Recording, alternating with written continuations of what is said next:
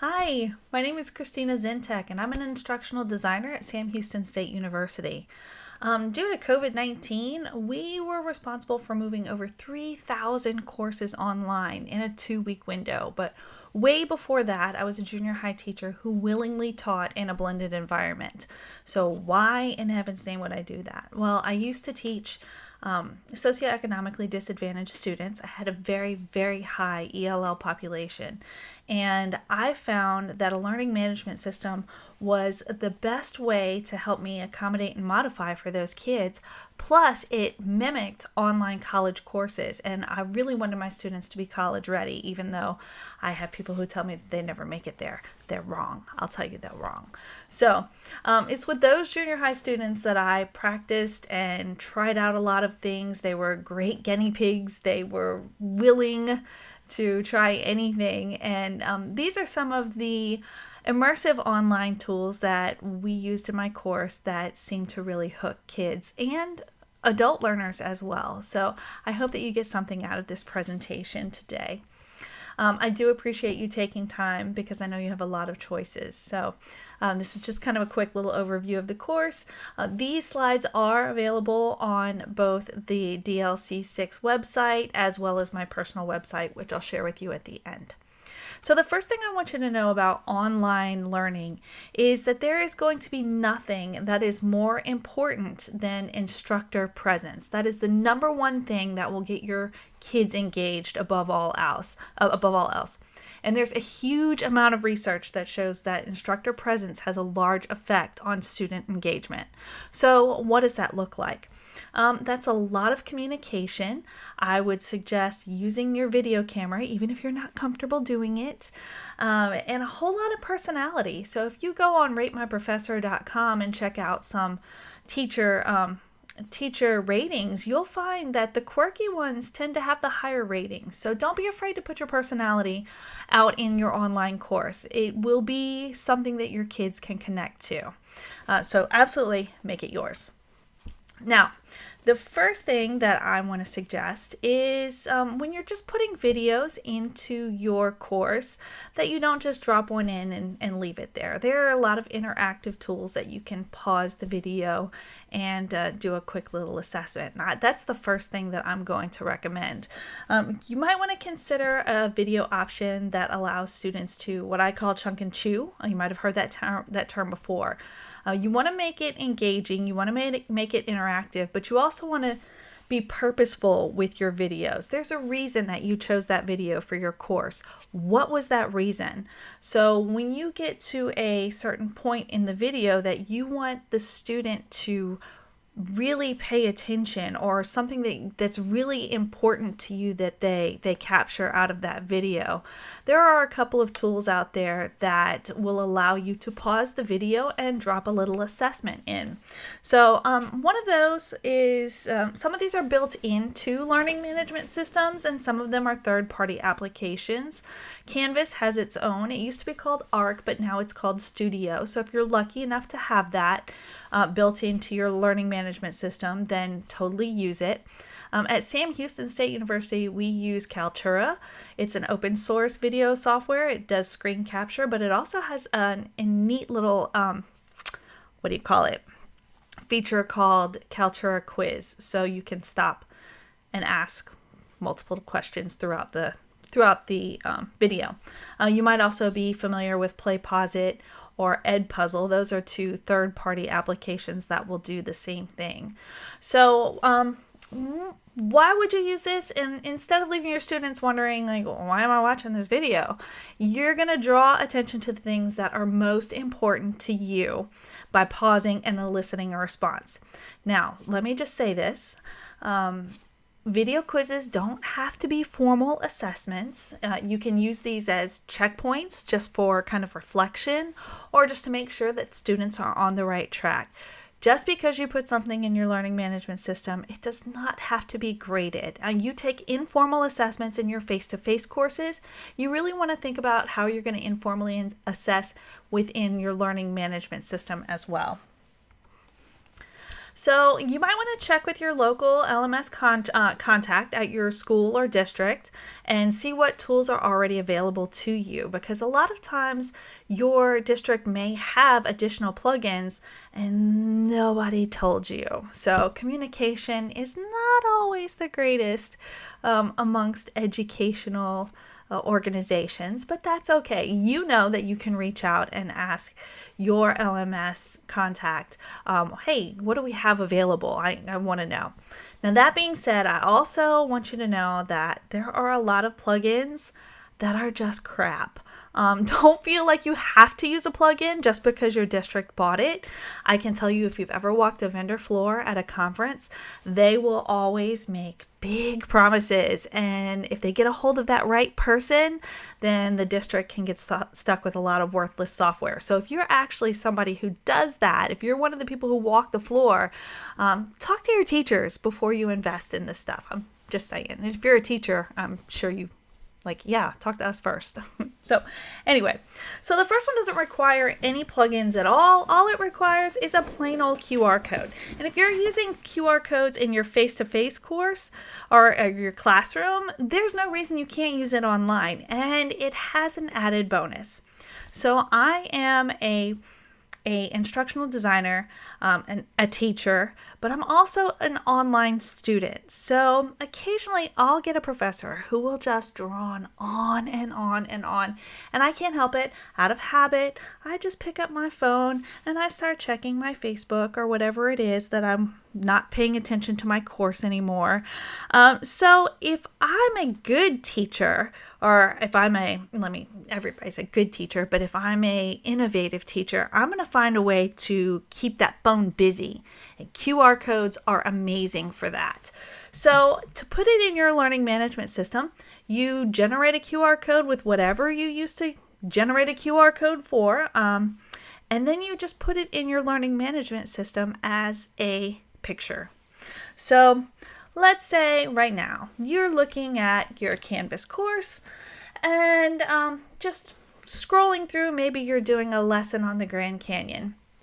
I can pop in this QR code, and this one is actually a Google Earth QR code, so I would warn my students in advance, hey, you're going to have the Google Earth app, but it works for everything.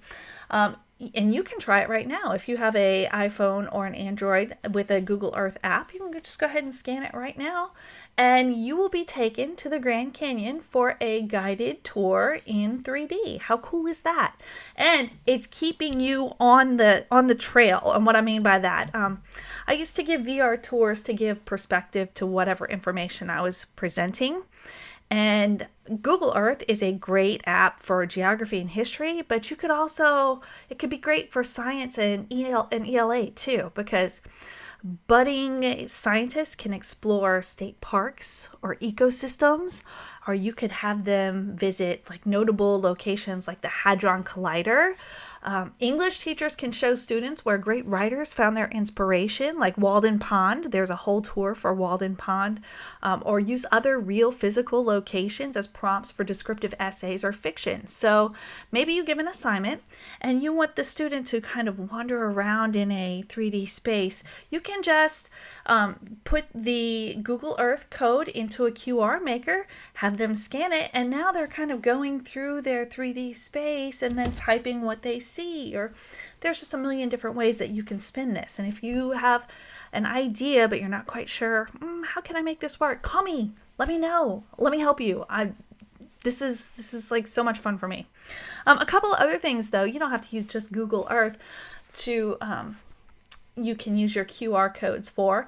You can use it for an interactive visual. If you're familiar with THINGLINK or Nearpod, which is doing a conjunction with Flocabulary, Slide Deck, anything that you can keep this phone as part of your lesson rather than a distraction from your lesson. Turn it into a QR code. Just put that in your learning management system. So, I'm still on track here. I'm not off track. So use it. Use it.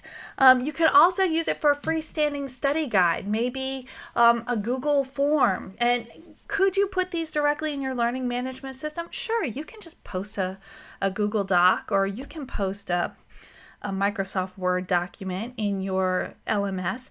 But the point is, you want it to be interactive and you want it to be engaging and you want to keep them off the phone. So if you have that QR code working for you, you've got that kid on a second layer of learning. So no matter where they're looking on electronics, you have captured their full attention. And then the final use that I use QR codes for in my learning management system, as I said, I had a bunch of English language learners and I don't know Spanish. So I would front load all of my material into Canvas, and then I realized very quickly that I lost engagement with more than half of my students because they didn't understand the language. So I would pre-record, or I would have a student, I just had a spare phone laying around, or I just have a student record one with a voice message, with a voice memo on their phone and just send me the audio file. I would put that audio file into Canvas, and then I would take a link and copy that into a QR code maker and then post that QR code next to the material. So what it looked like in Canvas is the student would see a bunch of words that they didn't understand, but at the bottom there was a QR code, and they knew that that QR code was for them. It was a conversation that we had. They would take their phone, they would quietly put their earbuds in, they would scan, and then they would hear the whole lesson in their native language. And suddenly I had full engagement with my entire class rather than just the people that spoke English. So it was more of a necessity. It was more of a desperation that I tripped across this one. And I hope it's a tip that you can use in your class as well. A lot of professors that I work with in higher education aren't real good with code.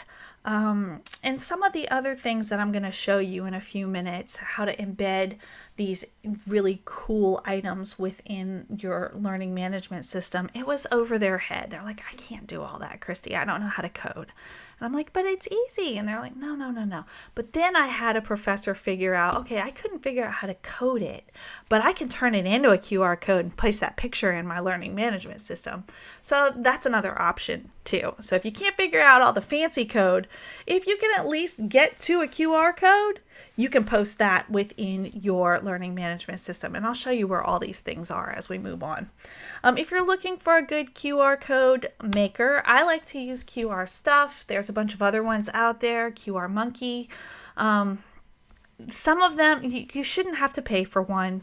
So if you come across a site that is like, oh, you have to pay, no, don't do that. This one's definitely free, at least for now. So I'm going to click on it real quick and show you what it looks like here. So this is it. All you have to do is just decide what kind of data you're putting in. So if you want the QR code to link to a video, maybe you want them to have an offline video over here. So have them watching what you want them to watch instead of cartoons or whatever. You can just click on YouTube and then paste that video link right there, and it will automatically generate the code for you. So you would just take this code and pop that into your learning management system like a picture, like everything else.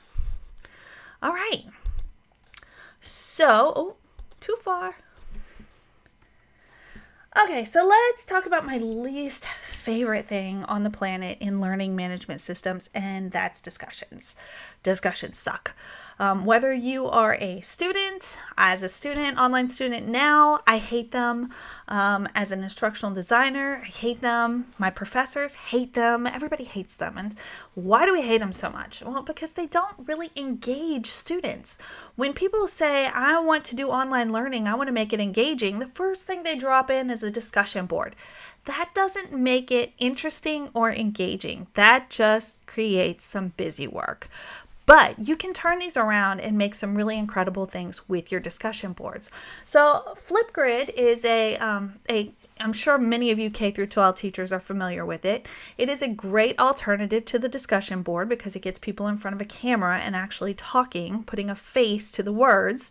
And it is easily embeddable in your learning management system. In fact, some of you probably have it integrated at the district level. If you don't, it's no big deal. I'll show you how to embed it. It's super easy. But another thing that a lot of people don't think about are alternate types of prompts. So instead of a text prompt in your discussion board, why don't you think about maybe using a photo if you feel comfortable, or maybe an audio file. Maybe you can have your students listen to a podcast and discuss what they're thinking about the podcast, or a video. Again, if you're going to plop a video in your course, try not to make it more than 15 minutes just because you're going to lose your students after 15 minutes. That seems to be the magic researched number. So those are some other options to kick off your discussion boards rather than just plain old text. I have one professor that posts, she's an English professor, and she posts a picture of a grizzled old man and absolutely nothing else. And that's her descriptive essay assignment. Tell his story. And she gets all kinds of wonderful stories from that. So, just step outside the box. Another thing that you can use for, instead of a text prompt, you could use an interactive image. And you're going to hear me say THINGLINK a lot. It used to be real big about 5-6 years ago, and then it kind of fell off the face of the earth. But I think with this new shift to online learning, I think you're going to see a resurgence because it's a great tool. It's really awesome. But there are some other tools out there that are similar to THINGLINK that are also free. So we'll talk about that. And those are exploration apps like Google Earth, like what you just saw, or Google Poly. If you're not familiar with Poly, we're going to look at it here in a second. But also in your discussion boards, instead of having them type a text response, allow a different kind of format for a response. Maybe they can record their own version of a podcast. Maybe they could just create a short video. Your learning management system will allow the students to answer in a variety of ways. You just have to be open to letting it happen. One of my favorite things about Flipgrid now is that it will generate a QR code with an AR overlay. And that really allows you to take your discussions beyond the computer. So now the kids aren't standing in front of the computer anymore. Now they can go somewhere else. Now, what would this look like? Let's say moving into the fall, you have to do a lab, but you know that the kids aren't going to be coming to school. You can demonstrate that lab. You would record it in Flipgrid Shorts, and then you would generate your QR code, and you would put that QR code into your learning management system just as a photograph, a picture. When your student scans that, they're going to see you performing the lab. Now, within that Flipgrid board, they can go record themselves displaying the skill that you want them to display. So your lab now becomes mobile. It's just a way to get them away from the computer and still working with their phone in hand, but it's highly interactive. I know a lot of people are looking into the future going, I don't know how I'm going to do labs because the kids aren't going to be coming to school.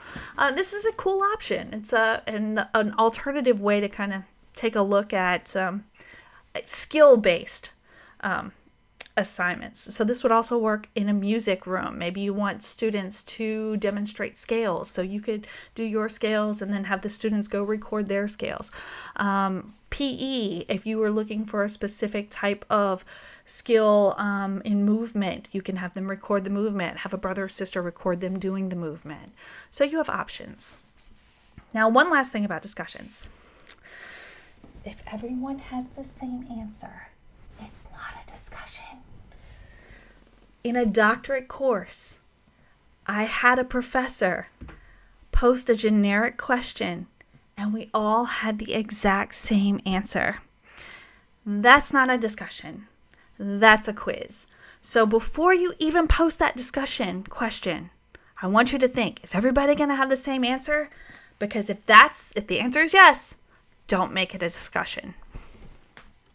All right, so let's talk about some rollovers, because rollovers can add a lot of interactivity to your learning management system. And again, one of my favorite is THINGLINK. I am kind of sad that the price has gone up over the years, especially since they've started adding 360-degree images. But I want you to see what it looks like because it's amazing. So this is actually a 360-degree image with a bunch of little click-on rollovers. Some of these click-on rollovers will display a video that I want my students to watch. Some of them are a website that tells the history of the cathedral. There's just all kinds of interesting ways that we can use these rollovers. And if you're familiar with THINGLINK, then this isn't a stretch for you. If you haven't used it before, go check it out. It's pretty cool. So I'm going to click right here so you can see the live image. And the reason I used this one to begin with was because there was amazing, this cathedral does this beautiful light show with this amazing music and all of these amazing projections, and I wanted to share that with my students. So that, I believe, is here, and I don't know if you're going to be able to hear it or not, but I'm going to share it just because it's kind of cool. Here we go. I'm going to just go fast forward a little bit. Maybe a little bit more. Oh, there we go. This was last year, by the way. Let me fast forward. Here we go.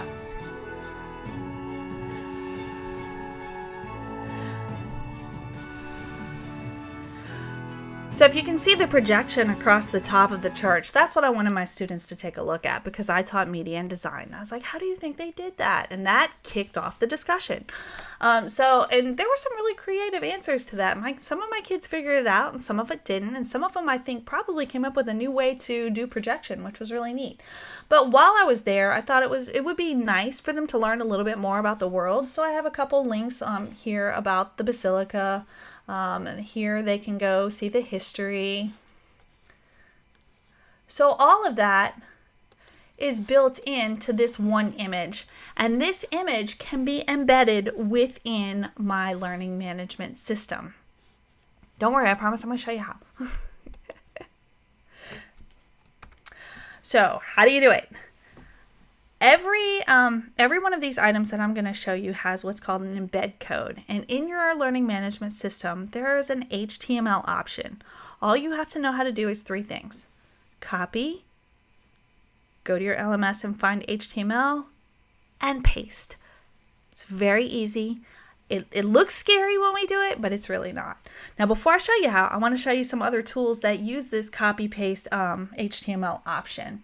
And one of my absolute favorites is Google Tour Creator and Poly. So they used to be separate from one another, but now they're kind of crushed into one thing that kind of works together. So Google Poly on its own originally hosted 3D art. It was created in Tilt Brush. That's the VR headset with the little paddles. It was a 3D art program where you can actually paint your own art in 3D. In virtual reality, and then Blocks is another version of a VR app. So Poly was a place to host all of these really neat, beautiful pieces of virtual reality art. But they also host homemade tours. So if you use Google Tour Creator, you can use Poly to host your tour. If you're not familiar with Google Tour Creator, I have a session. You can go check out my other session on Create with AR VR, and I'll show you how to create your own Google Tours. It's a lot of fun. And then last thing that a lot of people don't know about Google Poly is that's where old Google Expeditions go to die. If you are familiar with Google Expeditions, those are the VR tours that you use within a VR headset, but you don't have to have the headset. You can still do the tour without actually using goggles, and they embed beautifully inside of a learning management system. So I want to show you some of the assets that you can find on this site. This is an example of Poly art.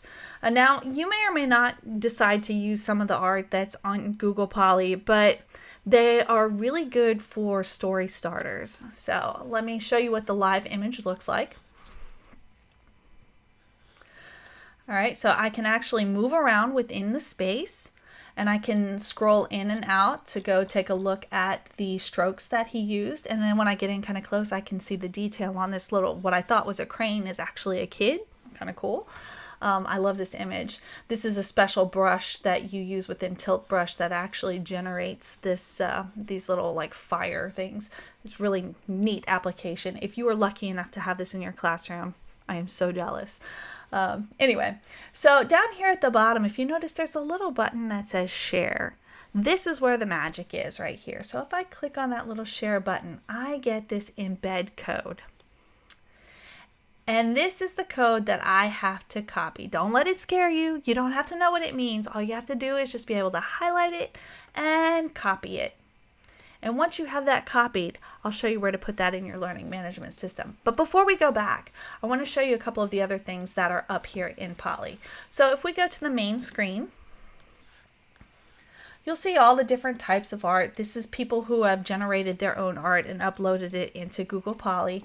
And it's mostly 3D on the front side. So if you want to see the virtual reality tours, you're going to have to go search for them.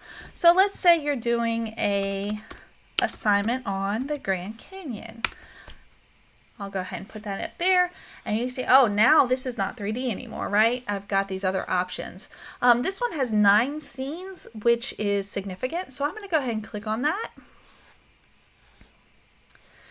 And now I have a 360-degree navigatable image that my students can kind of look around and kind of get a feel for. Obviously we can't take them there, but this is the best that we can do on our budget. But it's better than looking at a picture. It's a little bit more immersive and it's kind of fun. Now, a lot of these tours may have additional information. If I click here, I can see somebody's written something about the item here. And then here in the middle, I see scene 1 of 9. So this is actually a tour. So if I click on the next one, it'll take me to the next location that the photographer wanted me to see in the Grand Canyon. This one doesn't have any additional information, so I'm going to move on to the next one because I know this one does. Now it looks dark at first, but if I scroll over here, I can see, oh, we're at a campfire. And oh, if I look up, we're in the night sky, and there's a rollover hotspot here. By the way, when you create Google Tour, your own Google Tours, you can create where you want the hotspots to be. So when I click on that, I get additional information. So if you find the right tour, you can get a lot of really good information. There's a lot of historical sites in here as well. So I'm just going to start with the obvious. We'll go to the White House. We'll find, this one looks good, 6 scenes here. So here I can actually stand in front of the White House. In my next scene, I am actually standing in the Blue Room. So you get the idea. There's a lot of really great resources out on Google Poly.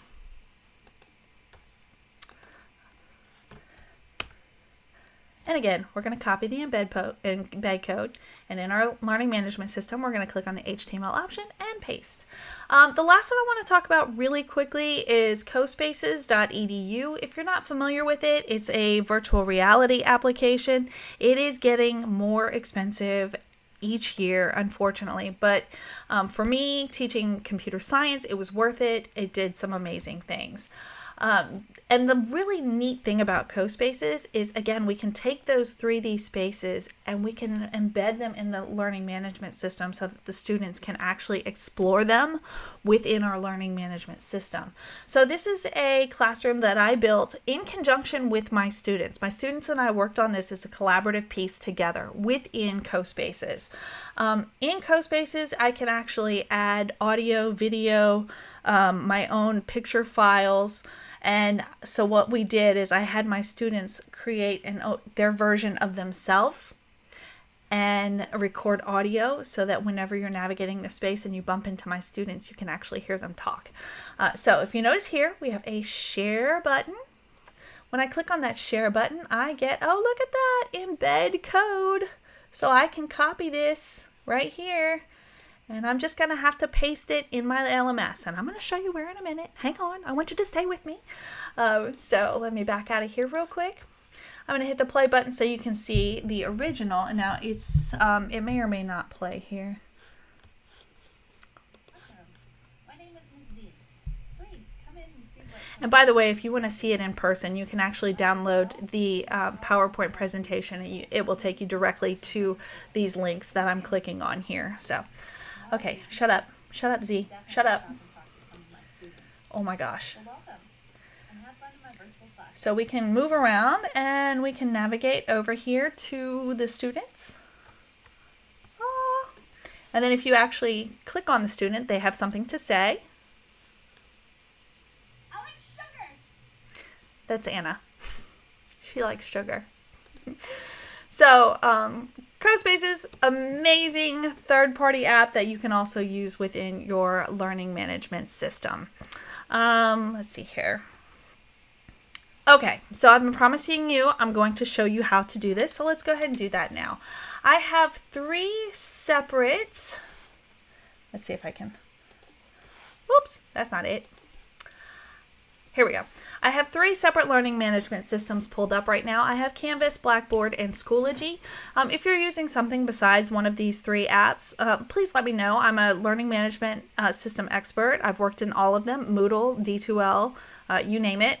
Now, where this does not work, Google Classroom. Unless they have introduced an HTML option, you cannot use these in Google Classroom. So I apologize to you. However, the rest of you, follow me because this is where it gets fun. So this is the main module page on a Canvas course that I've done. So I'm just going to come down here to the bottom and just create a new page. Because it doesn't really matter. Let's see, let's just call this VR. Test. I'm going to add the item. And then I'm going to come in here and edit this. Now, this is what I want you to know. Regardless of what learning management system you're doing, whenever you get this box, this is a magic box. Because most of the time, if you get this box right here, you have so many options. I mean, the first impulse for a lot of people is just, I'm going to type some text in here. But if you look, you have the option to insert media. You can insert a link. You can insert a picture or a QR code. But if you flip over to the HTML editor, which is up here, remember I told you to copy that code earlier? This is where I'm going to paste it. And I'm going to hit save. Check that out. Now all of a sudden, this image is embedded in my learning management system. Now I want to show you, well actually let me show you where you would find this in Blackboard. So in Blackboard, under Build Content, here's the magic box. Here's the magic button, HTML. Anytime you see that button, you can put these resources in. That means when you're building out a test, when you're building out an assignment, anytime you have this box and it has that HTML option, you can use whatever we've talked about here within that box as a prompt, as an instructional device. I'm going to paste that here. And I'm going to hit submit. Oh, hi. Blackboard's a little pickier. This is going to be a VR test. I'm going to submit that in. And here we go. Just that easy. Maybe you use Schoology. Let's flip over to Schoology. Now, Schoology tends to hide their HTML button. They don't want you to know it's there. So I'm going to drop down to add a page here. And, okay. So the HTML button is not easy to find in Schoology. It is actually over here. You see, they hide it. They don't want you to know. So we're going to paste the code here, create. And if you get the big yellow box, don't be afraid. It just doesn't want to show it in real time. So we're going to hit create.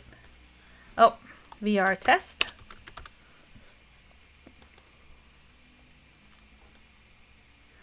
All right, so this is what the students will see. Go ahead, give it a click, and boom.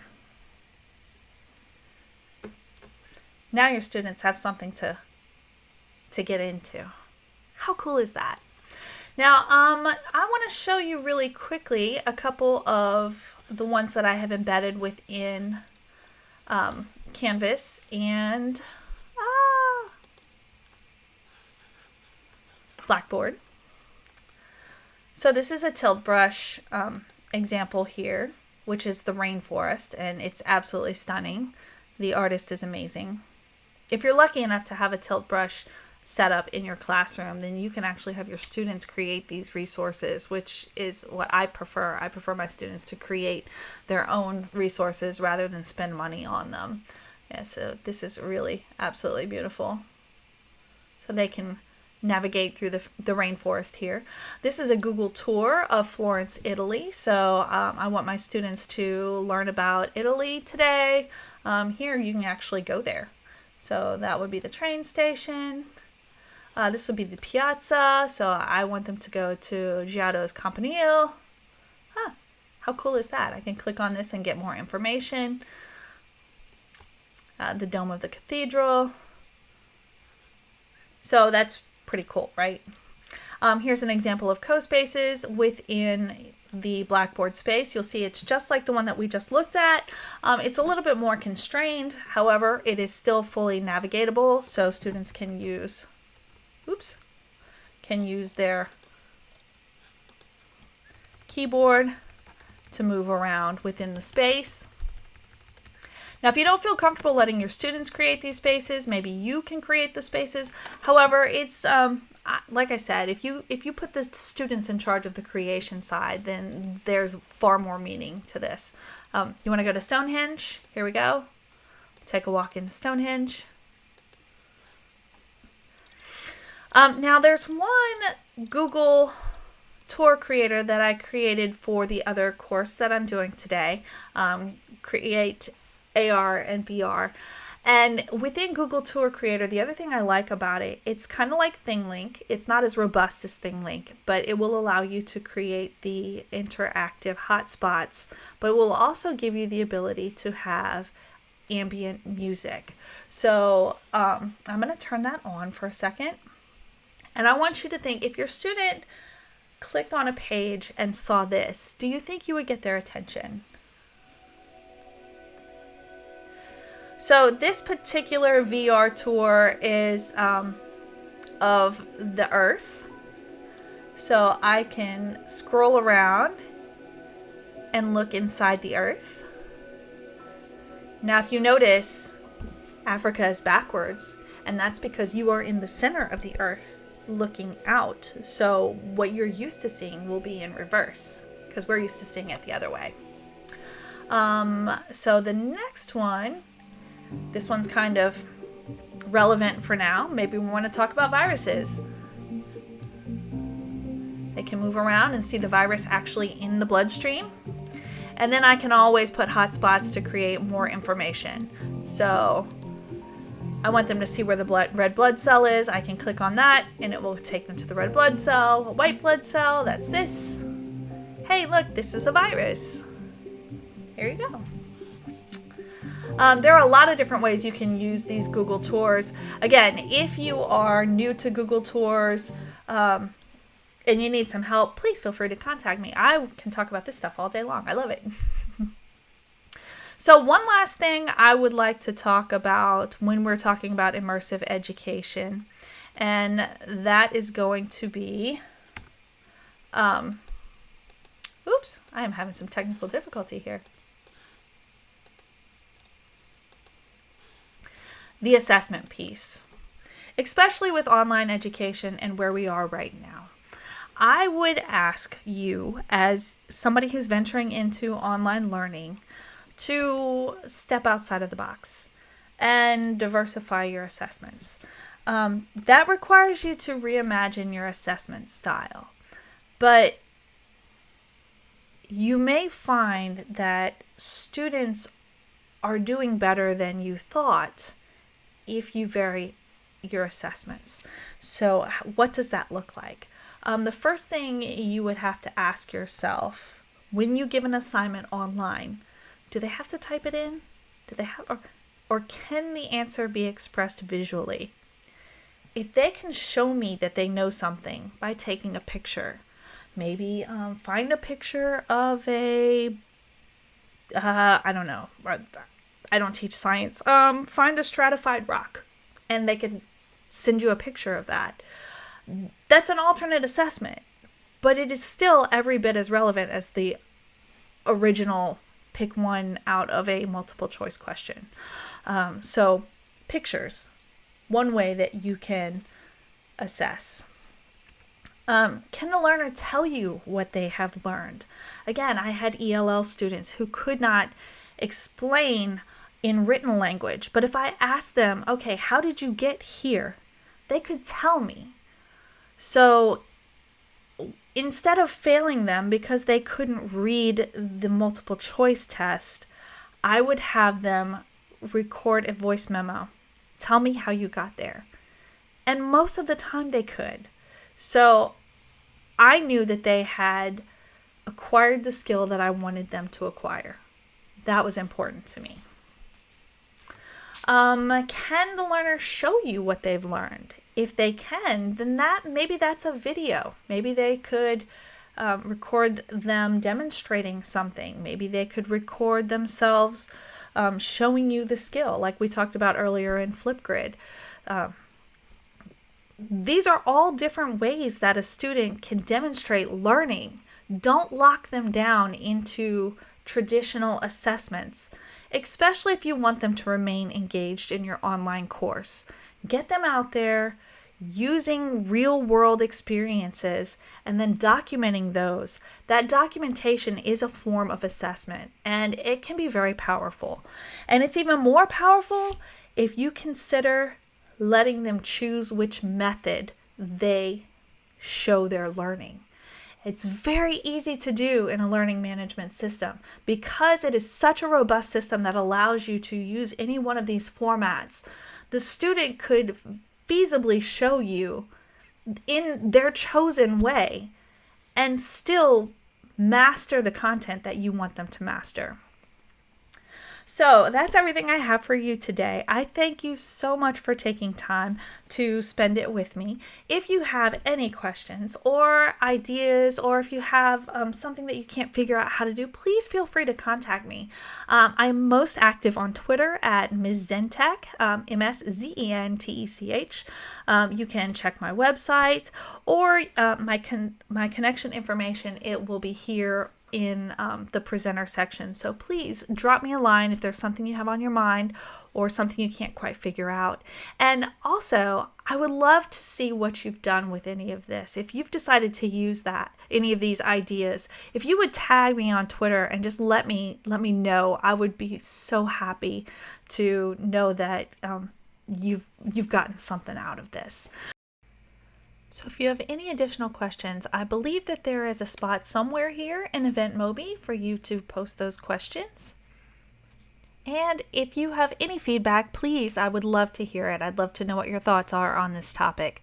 Don't forget that you can download the PowerPoint and the Event Mobi site underneath my presentation materials. And don't forget to complete the session code at the end with your game number. So thank you again so much.